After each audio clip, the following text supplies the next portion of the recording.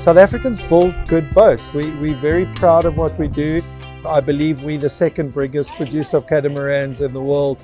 The idea is that we build boats conscious of what the ocean is capable of giving back at us. And I think that's where South Africans excel.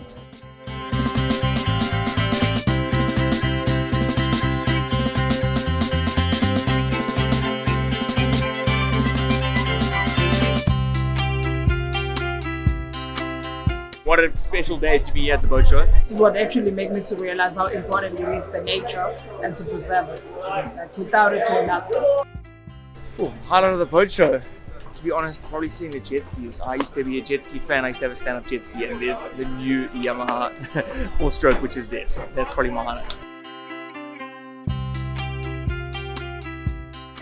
We've got a team of 24 of our staff members here, just having a look and sort of experiencing what they build.